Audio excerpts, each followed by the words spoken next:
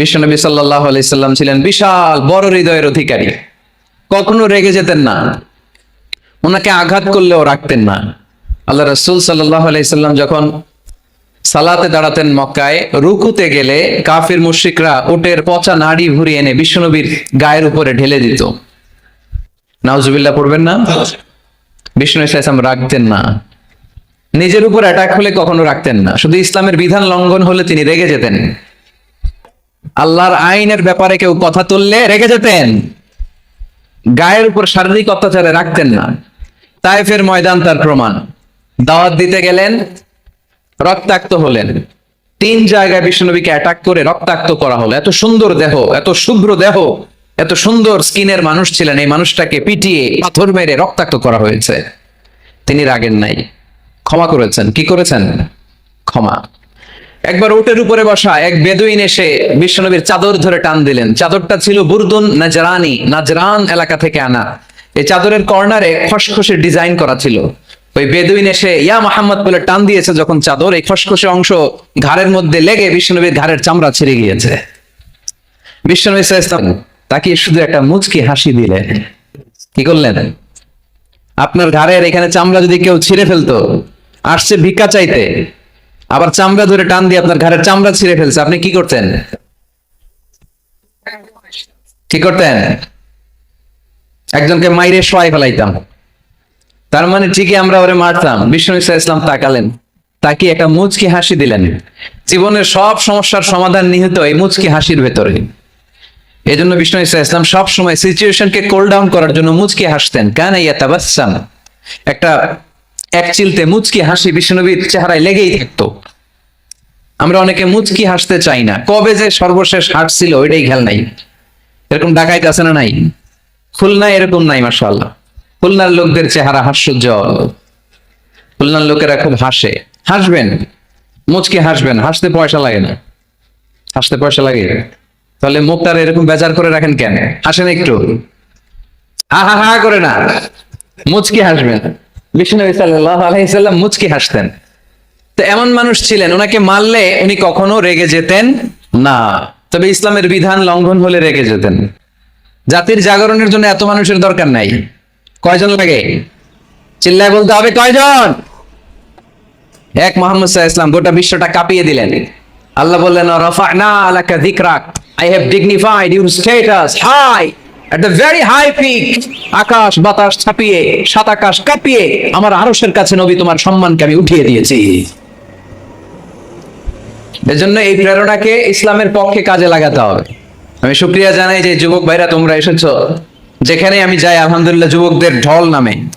আলহামদুলিল্লাহ আজকে শুনলাম যে মোট 8টা প্যান্ডেল। কয়টা?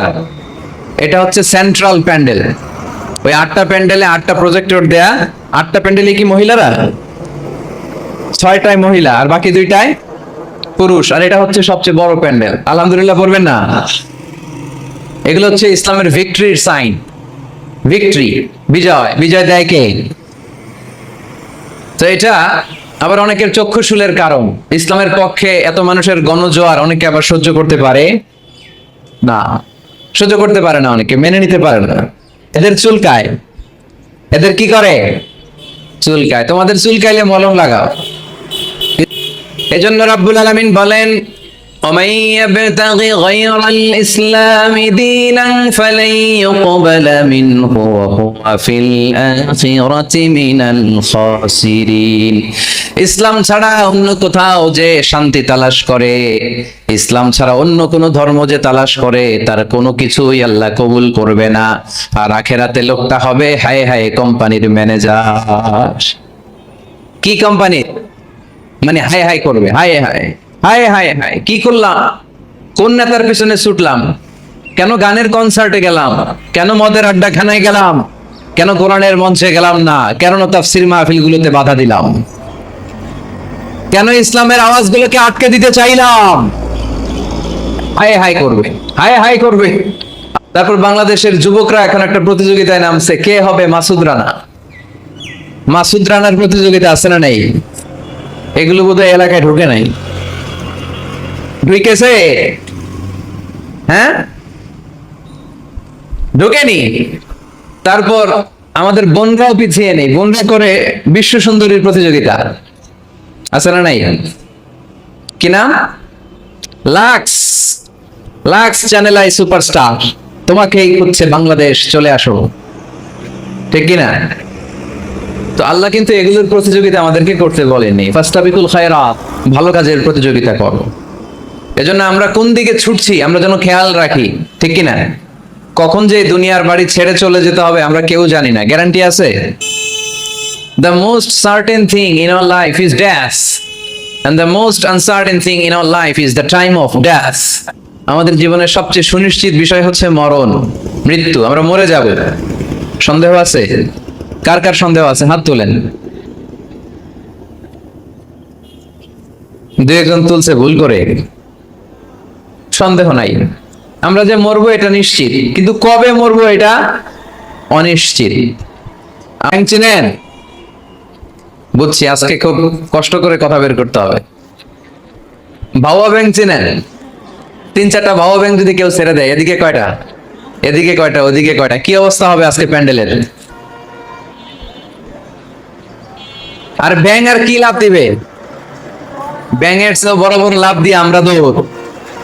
আর আপনাদের লাভগুলি যদি এই মিডিয়াম্যানরা তুলে ইউটিউবে দেয়, মিলিয়ন মিলিয়ন ভিউয়ার্স ছাড়িয়ে যাবে।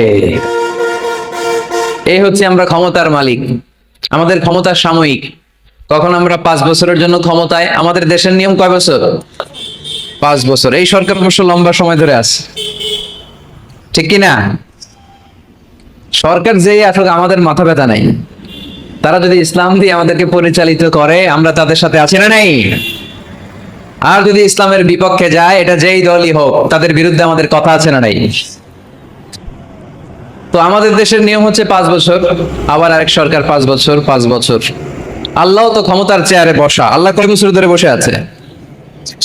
10 বছর, 20, 50, কত? জোরে বলেন। সারা জীবনের ক্ষমতার মেয়াদ, চিল্লায় বলতে হবে, ঠিক কিনা? উনি নামবে, আরেকজন বসবে, ওনার ক্ষমতার ক্ষেত্রে কি এটা ঘটে?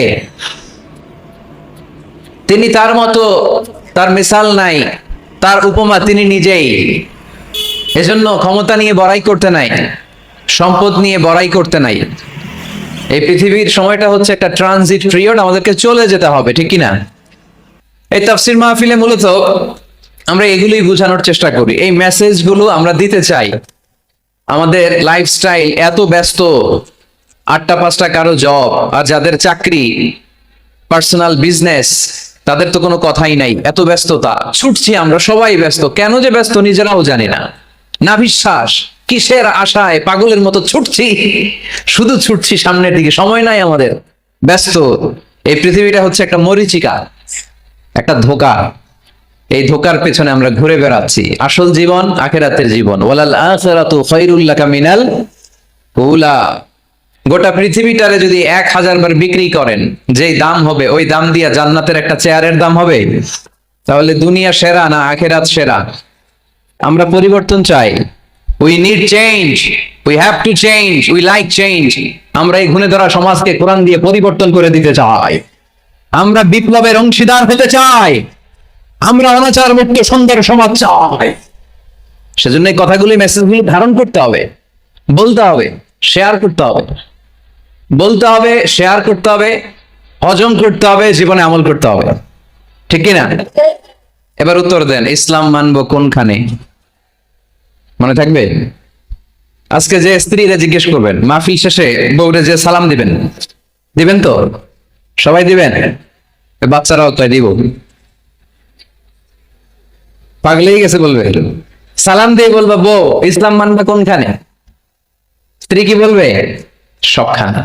ভাবি যারা শুনতেছেন প্যান্ডেলে, আপনারাও জিজ্ঞেস করবেন জামাইকে, ইসলাম মানবা কোনখানে? আপনার উত্তরে কি বলবেন? সবখানে। পারা যাবে তো? তো এইভাবে এই মেসেজগুলো ধারণ করতে হবে, লালন করতে হবে। এবং কোন জায়গায় ভুল করতে চাইলেই আল্লাহর ভয়ে থেমে যেতে হবে, অন্যায় করা যাবে না। কারণ আমি ওয়াদা দিয়েছি, ইসলাম মানবো কোনখানে? না শুধু মসজিদে, মাদ্রাসায়, মাহফিলে, কোনখানে? মনে থাকবে মুসলমান, ইসলাম মানবো কতক্ষণ? পেটে ব্যথা যতক্ষণ, যতক্ষণ পেটে ব্যথা তখন আল্লাহরে ডাকে, পেট ব্যথা নাই আল্লাহ নাই, এরকম ডাকাইতে আছে না নাই? না। সুস্থ অবস্থায়ও ইসলাম মানবো, অসুস্থ অবস্থায়ও, দুঃখের দিনেও মানবো, সুখের দিনেও। তাহলে আওয়াজ করে বলেন, ইসলাম মানবো কতক্ষণ? দেহে প্রাণ থাকে যতক্ষণ, ঠিক কি না? মনে থাকবে খুলনার ছেলেরা?